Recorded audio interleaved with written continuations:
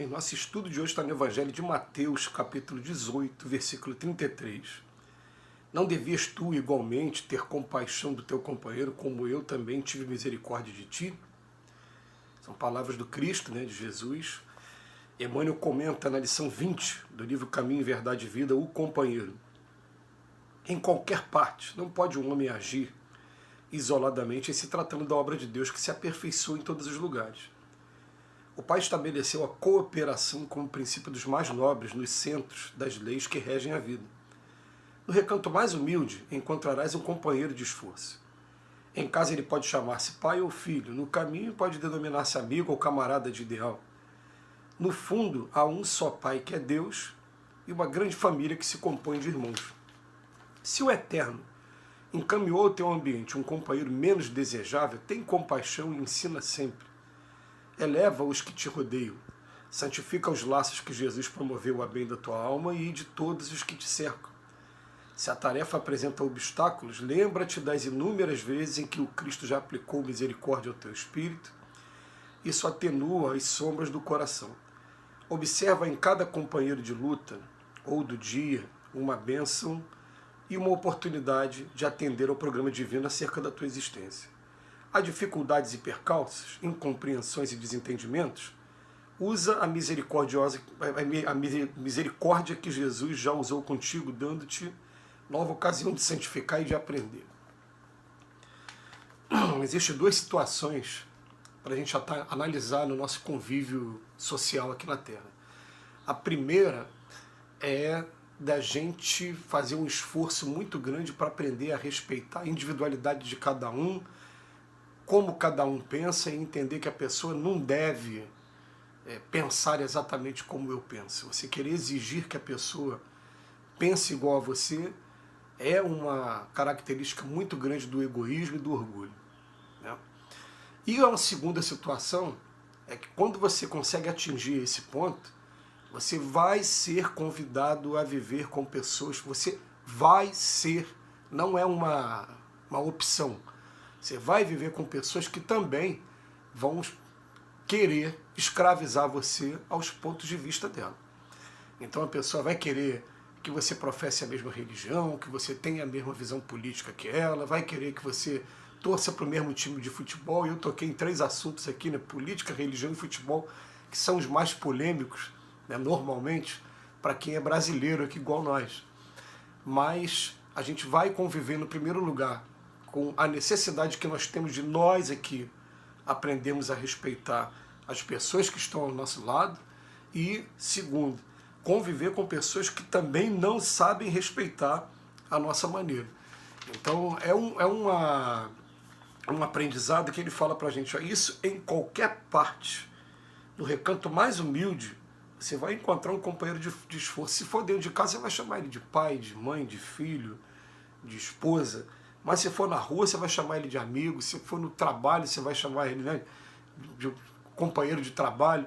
Enfim, mas essa pessoa vai estar fazendo parte de um conjunto de circunstâncias que nós somos obrigados a passar, ter aquele convívio para poder aprender a respeitar a diferença que existe.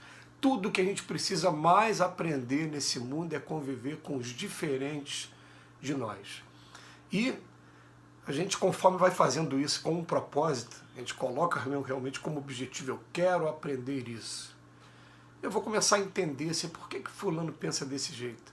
E vocês vão ver que normalmente fulano pensa daquele jeito, não é só por questões de convicção, não. Muitas das vezes porque o pai e a mãe passou daquele jeito para ele, vem o atavismo, vem as heranças, vamos dizer assim, as heranças psíquicas, as heranças que são transmitidas, e que a gente abraça porque a gente quer, porque a gente gosta. Então, eu já vi companheiros falar assim, eu fui criado dentro de uma determinada religião e tenho um afeto por essa religião porque foi meu pai e minha mãe que me levaram desde criança a essa religião. Como eu, por exemplo, tenho um afeto muito grande à Igreja Católica por ter sido a primeira vez que eu fui apresentado ao Evangelho de Jesus pela minha avó paterna, que desencarnou há muitos anos, quando eu tinha 15 anos de idade, mas na minha infância era ela que me levava para a igreja. A gente tem essa coisa, todo mundo tem essa coisa. né? E depois, os gostos, né? A gente vai percebendo o seguinte, uma das frases marcantes aqui em nossa vida foi uma frase de um cantor que realmente levou a vida numa metamorfose ambulante, que foi o Raul Seixas, e que até pagou o preço caro por isso, que ele desencarnou numa condição bastante complicada, né? Mas granjeando a simpatia de muita gente que foi dando o amparo a ele no plano espiritual. Então ele falava assim, eu prefiro ser uma metamorfose ambulante do que ter aquela velha opinião formada sobre tudo. E nós somos o tempo todo metamorfose ambulantes, vamos pensar assim, né?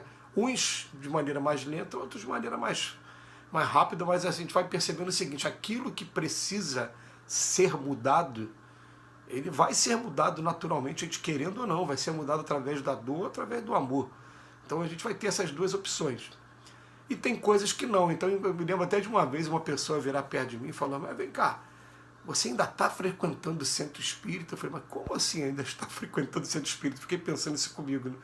E na minha resposta simplesmente foi, me encontrei, né? Parece que encaixou igual luva. É a maneira que eu penso, é a maneira como eu enxergo.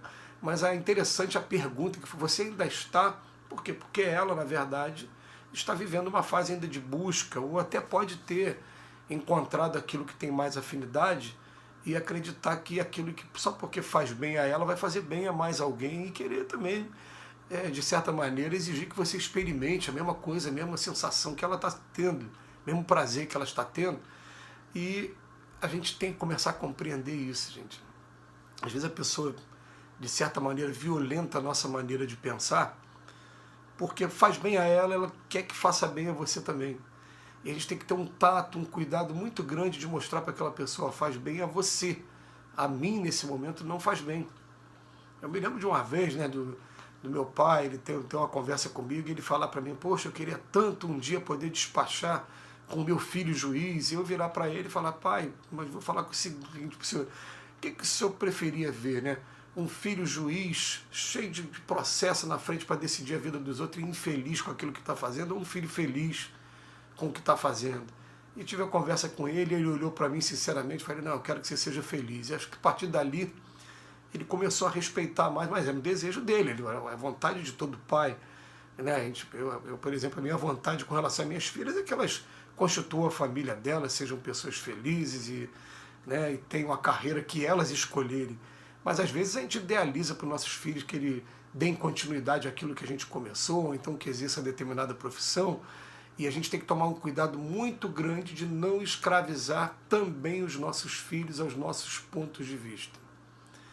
Porque daqui a pouco nossos filhos vão estar completando aí 18 anos, vão estar assumindo a maioridade, vão estar tendo as responsabilidades dele, e aí, se eles não encontrarem na nossa casa, aquele ambiente reconfortante, aquele ambiente que seja agradável, vai ser natural que ele vai tomar a vida dele e o espaço de tempo que vai ser destinado, dedicado a cada um de nós pais que estamos envelhecendo, vai ser cada vez menor, porque aqui ele não encontra um ambiente que ele fique à vontade. Então a gente tem que pensar bastante nessas questões quando a gente olhar aqui para o companheiro.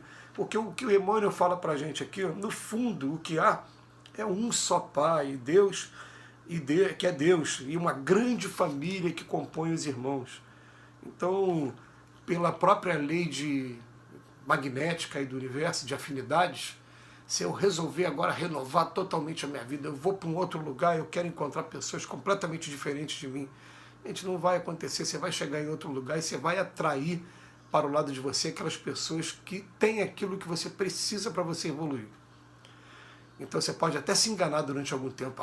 Eu já não estou vendo mais fulano, mais ciclano, não estou tendo convivência mais com eles.